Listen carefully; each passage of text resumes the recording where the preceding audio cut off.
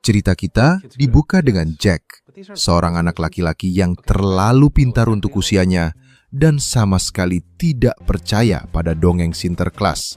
Baginya, semua itu hanyalah mitos. 30 tahun berlalu, Jack tumbuh menjadi seorang peretas bayaran yang sangat lihai. Dengan keahliannya, ia berhasil menyusup ke badan geologi dan memasang alat peretas canggih, sebuah tindakan yang tanpa ia sadari akan menghubungkannya dengan organisasi paling rahasia di dunia. Segmen 2. Di belahan dunia lain, tepatnya di Kutub Utara, kita bertemu Red, yang ternyata adalah Sinterklas yang sesungguhnya. Ia bukan sekedar dongeng, melainkan sosok nyata yang dilindungi oleh organisasi militer rahasia bernama Mora. Ditemani pengawal setianya Cole, Sinterklas bersiap menjalankan misi tahunannya. Kereta luncur terbang dan markas super canggih menjadi pemandangan biasa di dunia ajaib yang tersembunyi ini. Di tengah persiapan Natal, Cole, sang pengawal, merasa frustrasi dengan semakin banyaknya perilaku buruk manusia dan berencana untuk pensiun. Namun, sebuah insiden mengejutkan terjadi. Saat Cole sedang berpatroli, listrik tiba-tiba padam, dan ketika ia kembali, Sinterklas telah diculik. Cole berusaha mengejar para penculik dalam aksi yang menegangkan. Namun, ia gagal menyelamatkan bosnya. Natal kini diambang kehancuran. Penculikan Sinterklas menggemparkan seluruh markas Mora. Direktur Zoe panik karena Natal hanya tinggal 24 jam lagi. Cole melaporkan bahwa penculiknya bukan orang biasa. Zoe langsung menghubungkan insiden ini dengan peretasan sistem seismik yang dilakukan oleh seorang peretas legendaris dengan nama samaran Wolf. Mereka yakin Wolf adalah satu-satunya orang yang bisa menemukan lokasi rahasia Mora dan menjualnya kepada penjahat. Ternyata, Wolf adalah Jack, peretas yang kita temui di awal cerita. Ia tiba-tiba disergap dan ditangkap oleh agen Mora. Saat diinterogasi, Jack mengaku bahwa ia memang meretas dan menjual informasi lokasi markas Mora. Tetapi, ia bersumpah tidak tahu bahwa informasi itu akan digunakan untuk menculik Sinterklas. Terjebak dalam situasi yang rumit, Jack tidak punya pilihan selain bekerja sama. Dengan iming-iming bayaran 2 kali lipat, Jack setuju untuk membantu misi penyelamatan Sinterklas. Misinya pun dimulai. Bersama Cole, ia memulai perjalanan yang penuh keajaiban. Cole, dengan kekuatan sihirnya, mengubah sebuah mobil mainan menjadi mobil sungguhan, membuat Jack terheran-heran. Target pertama mereka adalah menemukan seorang perantara bernama Ted yang memegang kunci untuk melacak sang dalang penculikan. Setelah sedikit aksi baku hantam, Cole berhasil menemukan Ted. Dengan keahlian meretasnya, Jack dengan cepat melacak pembeli informasi lokasi Mora. Nama yang muncul adalah Grilla, seorang penyihir Natal kuno yang jahat. Tiba-tiba, Grilla merasuki tubuh Ted dan mengungkapkan rencananya. Ia menculik Sinterklas untuk menghukum semua anak nakal di dunia. Ancaman yang sebenarnya baru saja dimulai. Grilla tidak main-main. Ia mengirim pasukan monster manusia salju untuk menghabisi Cole dan Jack. Pertarungan sengit pun terjadi. Mereka akhirnya menemukan kelemahan para monster itu. Wortel yang menjadi hidung mereka. Setelah berhasil mengalahkan para snowman, nasib sial menimpa mereka. Ted membeku akibat serangan monster, membuat mereka kehilangan satu-satunya sumber informasi untuk melacak Grilla. Kehabisan akal, Cole mendapatkan ide gila, mencari Krampus. Makhluk legendaris ini ternyata memiliki hubungan masa lalu dengan Sinterklas dan Grilla. Dalam perjalanan, Jack curhat tentang hubungannya yang renggang dengan putranya Dylan. Ia merasa gagal sebagai ayah karena pekerjaannya yang berada di dunia kejahatan. Misi penyelamatan Sinterklas ini ternyata juga menjadi perjalanan penebusan dosa bagi Jack.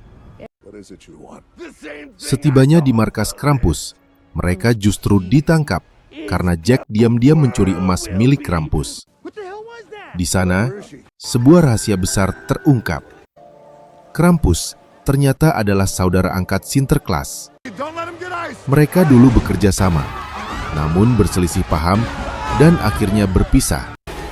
Krampus juga mengakui pernah bersekutu dengan Grilla. Cole memohon bantuannya, namun Krampus menolak, mengatakan urusannya dengan Grilla sudah lama berakhir. Jack, dengan akal liciknya, memprovokasi Krampus untuk berduel tampar dengan Cole. Di tengah duel yang konyol itu, Jack berhasil mencuri kembali alat sihir milik Cole. Dengan alat itu, Cole menciptakan kekacauan besar yang memungkinkan mereka untuk melarikan diri dari markas Krampus. Meskipun tidak mendapatkan bantuan, mereka setidaknya berhasil lolos untuk melanjutkan misi mereka yang semakin mendesak. Saat dalam pelarian, mereka menemukan sebuah bola salju ajaib kiriman Grilla. Tiba-tiba, Jack mendapat telepon dari putranya, Dylan. Tanpa sengaja, Dylan menyentuh bola salju itu dan langsung menghilang, terperangkap di dalamnya. Panik, Jack melakukan hal yang sama dan ikut terkurung. Grilla muncul dan mengungkapkan bahwa bola salju inilah yang akan ia gunakan untuk menghukum semua anak nakal. Di dalam bola salju, Jack dan Dylan akhirnya bicara dari hati ke hati. Jack mengakui semua kesalahannya dan berjanji akan menjadi ayah yang lebih baik. Momen tulus itu ternyata memiliki kekuatan sihir. Pengakuan Jack membuat mereka menjadi pribadi yang lebih baik, dan bola salju itu pun pecah, membebaskan mereka. Sementara itu, Cole dan Zoe menemukan keanehan. Pelacak Jack menunjukkan ia berada di markas Mora. Sebuah fakta mengejutkan terungkap. Sinterklas ternyata ditahan di dalam fasilitas produksinya sendiri di markas Mora. Anak buah Grilla yang bisa berubah wujud telah menyusup dan mengambil alih seluruh kompleks. Cole akhirnya berhasil menemukan Jack dan Dylan. Namun mereka terlambat. Sinterklas sudah dibawa pergi oleh Grilla menggunakan kereta luncurnya yang legendaris untuk menyebarkan teror ke seluruh dunia. Pengejaran terakhir pun dimulai. Cole, Jack, dan teman-temannya bertarung melawan sisa anak buah Grilla sambil mengejar kereta luncur Sinterklas yang terbang di angkasa. Grilla membawa Sinterklas yang tak sadarkan diri, karena hanya Sinterklas yang bisa mengoperasikan kendaraan ajaib itu. Dengan cerdik, Jack berhasil memisahkan para rusa dari kereta luncur, membuat rencana Grilla gagal total. Kereta luncur itu jatuh, dan Grilla terlempar. Namun, ia tidak mati. Grilla justru kembali dalam wujud aslinya. Seorang raksasa yang mengerikan. Tepat saat situasi terlihat mustahil, Krampus datang membantu. Ternyata, Grilla adalah mantan pacarnya.